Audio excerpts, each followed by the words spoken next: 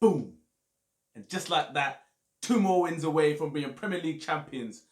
Liverpool have beaten Bournemouth 2-1 at Anfield, and whew, it feels good to be back to winning ways. I am so pleased. I'm hearing a lot about performance was off and this and that and rare. Listen, as far as I'm concerned, yeah, performance-wise, could have been better. I'm not going to make no bones about it. It could have been better, yeah. But we've always talked about when the front three take their chances, we're a different side, different unit. But I can't get away from the fact that I think teams are starting to realise where there's an opportunity to score goals, which is sit in, right, literally crowd it out, 11 men behind the ball. Atletico did it, right? So it's not like it's not the teams at the bottom. Everyone's doing it because they're like, right, you know what? If we get into a gunfight with these lot, they got too much ammo. Yeah, granted. So what can we do? Let's sit behind the ball, let them see them break us down, and pick on Joe Gomez. Long balls, big centre forwards look to hit Joe Gomez because if you look at it, Costa, and at the time it was for Watford it was Lovren, but it was pick on the other guy essentially. Yeah, anyone who's there, not Verge. Yeah. Anyone who's next to him, basically pick on him. And if you look at what's happening, because they're trying so hard to break down these other teams, that it means that you're literally there's no one doing toes. So there's no one doing that centre forward's toes. So if they can pin Joe Gomez, which at the moment they seem to be doing, that's where you're going to get your joy. What do you reckon? It seems to be that I seem to have seen the same thing basically happening every single game when you go against Liverpool now. It's no one, like you said, that no one wants to go toe to toe with Liverpool. Nobody wants to play football against Liverpool. They have their own tactics, which you said. I mean, I'm not saying teams shouldn't do that, but what I think that people may disagree with me, Liverpool actually need to take a leaf out of Man City's book, because people have been doing it against Man City for a couple of years now. But Man City always find a way to create chances, regardless. They might not take them, they may lose these games, but what you know about Man City is that they will guarantee you can set up as much as what you want in terms of defensive, but they will spread wide, they'll get the wings really wide. But the thing is, they got those players. Techie. Yeah, do you know what I mean? You got the Sterlings who just got a gas for days. You got De Bruyne who's just going to do mad shit. You got the Silvers. Like you said, you got techie players who will be able to do that. So that's why I say Liverpool take a slight leaf of Man City's book. It's difficult, though. But it is. Do you know what I mean? We're talking about serious players now. It's intricate because if you from that argument would be there's obviously different ways of winning games of football. Liverpool's is obviously attritional. You know, we are going to work hard and we're going to run. But it's like I can't remember who it was a couple of years ago said it. There goes I think it was a Swansea manager at the time. He goes, you can't drive an F1 car through London, basically. Yeah, and he goes, Liverpool are an F1 car, and he goes, and we are going to make it so they can't drive an F1 car through London. And that's what teams are doing. They say, listen, yes, you have got bags of pace. Yeah, you got bags and bags of pace, and you lot of shape is discipline. But what we're going to do is we're going to bring you into our zone, into our half, condense that space, right? No, there's obviously it's very difficult to do because you can still get caught, but it's a lot harder to break down because then that means that you've got to take more risks, and someone else has got to come out of position, and then boom on the counter, boom, right? And Man City, for all the good that they're doing, you do see them make more mistakes. They will make more mistakes because it's all about being brave. Mm-hmm. So there's two schools of thought, and also they've had millions and millions and millions to assemble a squad. So every player, if you pay that money, there is an expectation to be able to pop it out from. And Liverpool don't have that just now, but that's what makes this even more impressive. So. No, but that's what I'm saying. I think a lot of fans are saying Liverpool haven't been that good, that's not just Liverpool fans. That's neutrals as well. Saying Liverpool actually haven't been that good, but if you take a look at it, what it actually is, it's like we're saying, we're watching the same game over and over again, whereby Liverpool got so much of the ball. But it's not about Liverpool not being so good, it's just that people are making it so crowded back there that it's just almost impossible to start creating stuff out there. That's what I'm saying. And I think, if you look at performances-wise, for me, the one midfielder not people even mentioned, I think Gini, for me, he was working his arse off. If you watch what he was doing in that game, you could tell what that game meant to him in terms of getting over the line. A lot of people talk about Milner and what he added to the team, which he did. But for me, Gini was literally, he was the one, really pressing, going to these gaps, tight gaps, and he was literally everywhere. So, and that was, I think, he was setting the precedent for me for in the midfield in terms of what Liverpool were doing. But the goal, first of all, let's start off with the Bournemouth goal. Like, it's a pen. I mean, it's what I'm talking about. I mean, it's a foul. It's a foul, isn't it? All day. Listen, I'm not gonna, and I'll be open and honest about this. Someone having played centre half, if I didn't get a free kick there, I'd be fuming. Yeah, if I was centre back and I get that, I would be fuming. But I wouldn't stop. I wouldn't switch off and throw my hands in the air. And that for me is the problem. Is that a foul? Yes, for me that is a foul because it happened in the second half. when Gomez done it back to Matey and he didn't get the free kick and he's throwing his arms in the air as if to say, like, I'm in disbelief. But it is a foul. I don't think you can, you know, that's just a fact. And I know other people will be like, oh, it's soft. The fact of the matter is, it's a foul. End of, right? But I'm not going to make any excuses for the way it was defended beyond that. Because there was 3 different opportunities to deal with that. Exactly. And it wasn't done. So for me, I'm like, listen, you can complain all you want because it was a foul, but that's the whole point of VAR. If it's a foul, you'll get it, I guess, is the point. You know, in this case, we don't. No, but if it's a foul, you'll get it. But that doesn't mean that you stop defending it properly. Yeah. Because it wasn't just him. The midfielders didn't react to the second ball. You know, not getting back in. The runner that came around the outside. Beyond that, Bournemouth did some really good stuff there. You know, it is what it is. But it could have been defended better. So I don't really have too much sympathy because I'm like, right, yeah, it was a foul. And it should have been a foul. But you also have had opportunities to defend it beyond that. So 100%. And I think we talked about it before as well. It's like, even as a defender in that position, you kind of expect the centre forward to actually nudge you. So you should be, first of all, you should be a lot stronger. You shouldn't be there just thinking, all right, you know what, if I get a slight bit of nudge, I'm going to fall over. Be ready. You'll be ready for it. And he wasn't. And like you said, he shouldn't be there raising his hands up, playing to the whistle. But Bournemouth, they did well to actually get the goal afterwards. But yeah, I mean, the other players there should have reacted and we could have stopped that. Mo Salah, the guy scores again and he just proves that he is a fantastic striker. Whatever you say about him, and the frustration that comes with Mo Salah, 70 goals from 100 games for Liverpool. He's up there as one of the baddest strikers. He's been better. He's done it quicker than Torres, Suarez, Fowler. I think it was, I don't know. Anyway, all of them basically.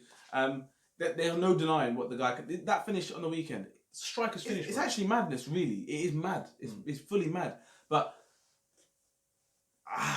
the only time we scored was when they made mistakes.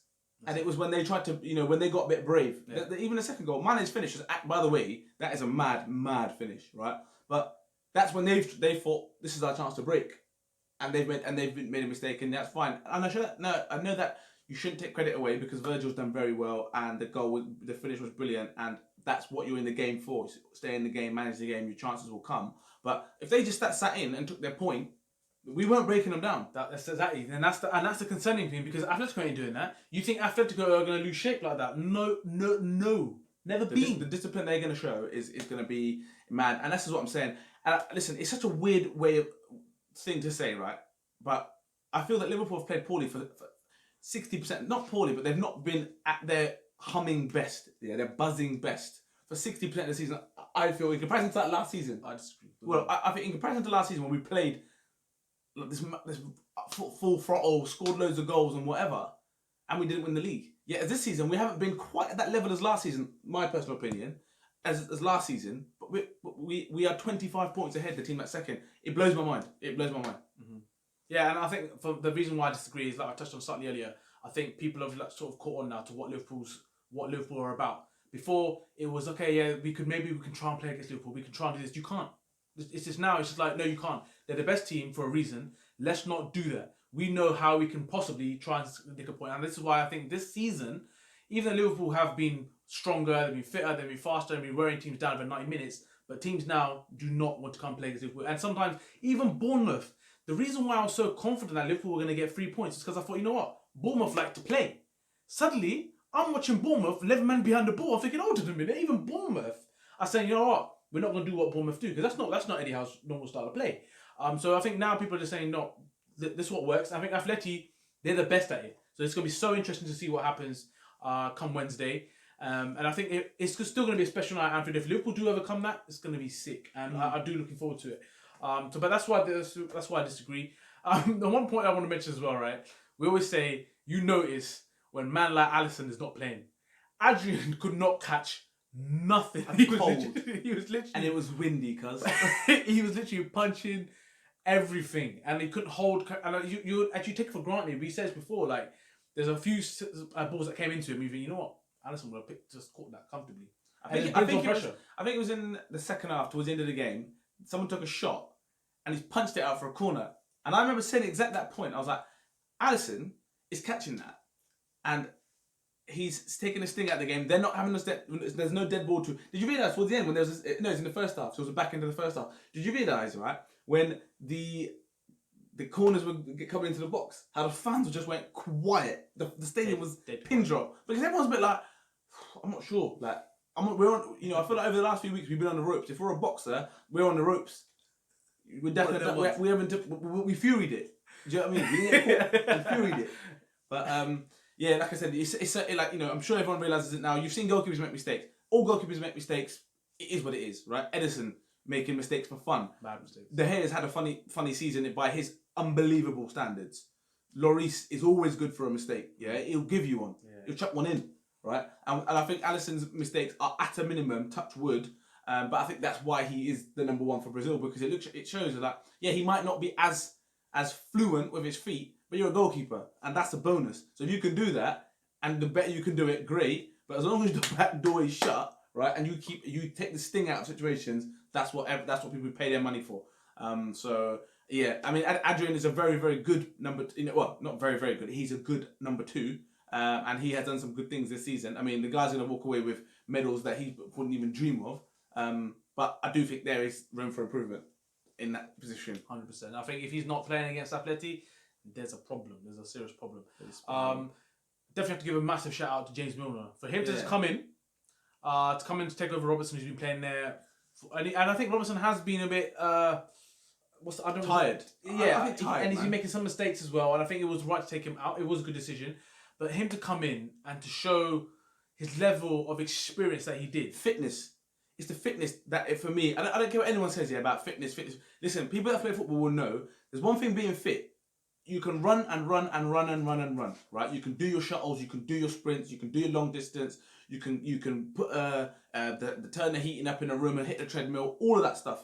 There's nothing like match practice. There's nothing like playing games and being match fit, because being fit and being match fit is different. It's different from day, yeah? So for him to come into a game and play left back, for a guy who's played his whole career at midfield, to play left back, right, and be switched on as he is the whole game, be as professional as he is. Listen, I'm sorry, but there needs to be some sort of recognition given to this guy when his career does finish, because what he's achieved and what he's done at the level that he's done it at, wow, even the amount of games he's rallied up is mad. And I think I'm not sure if everyone saw it at the beginning of the game where the Liverpool in the huddle warming up. James Milner was going at the players saying, "Look, this is what we need to be at." And I kind of want to see more of it. Like, I want to see other players getting involved. I want to see Verge doing it. It was just Milner literally saying from experience, saying, "Listen, this is a test you got to keep at. We don't switch off." Rare. I was loving it. And the thing that clearance off the line, that's like a goal. That clearance was mad. And once again, it wasn't just him being there. It was like you said, a bit being fit and the knowledge to get there and think this is what he's sensing out danger. And even once you get there, is to then get rid of it the way he did with safety. But that goes back to the point of that's what worries me. Atletico, that's a goal. That finish was wrong. He shouldn't have gone as high as he did. If he doesn't go as high as he did, that's a goal, because it doesn't give you the chance to get back. Oh, Ronaldinho. Jeez. Listen. No, you're right. No, man, tap goals on pro. But yeah, I mean, James Milner had to give a big shout out to him, because you know what? Even towards the end of the game, we talk about games management all the time. James Milner was saying to Mane, "Stand right here, give me the ball. Don't hit it in, and let's literally just waste time in the corner. Because just get over the line. No one cares about how fancy it looks." James Milner said, "Just get this thing done." Like we said, we're 2 wins away from becoming champions. And the thing is, I think we're a bit spoilt as Liverpool fans over the last couple of seasons, right? And like I said, it's easy for us to sit here and try and pick flaws and stuff. But I think it's one of those things, you don't know what you got until it's gone, right? And I know that when in years to come, we're going to sit back and think, that is one of the best teams I've ever seen. I'm not that guy, and you can go through the videos, and I've said this. I hate these comparisons about are these one of the greatest teams ever. That's not for us to discuss. That's for nobody to discuss. That will be talked about in time, and that is only natural in time, right? Because you don't know what you got until it's gone. And as far as I'm concerned, at the moment, it's easy to be snobs and say that passing weren't great. You should be keep the ball where. But what they're doing and what they've achieved up to this point is nothing short of unbelievable. It's magic. It's magical to hit them standards every week for 3 seasons in a row. Woof. Smart. But on the flip side, there comes a cycle. There comes burnout. We know, and that's what I'm saying. And I think Liverpool fans know it the best. So even when we do get there, we'll mention it when we get there, is we're going to be humble with our success and winning. So I'm going to say something controversial to wrap this up. Go on, right? I am now, bear in mind, I am his biggest fan. There's not a bigger fan of this guy than me, yeah? I'll take that with a pinch of salt, what I'm about to say. But I think it might be time to go all out and get Timo Werner, because I think there is an opportunity to have a centre forward that tucks 30 a season. There is the opportunity. And maybe bring that guy into 10. My guy, our guy. No, I'm not saying drop him. I'm not saying drop him. Please don't think that. I'm not saying drop him. But what I am saying is... He couldn't even mention his name. He just want to say that. Yeah, it's disrespectful to do that. But I think he could be that answer to number 10 because people have tried it and they ain't hit it. They've not nailed it. I'm looking at Fernandes for Man United and thinking, Ras clocked.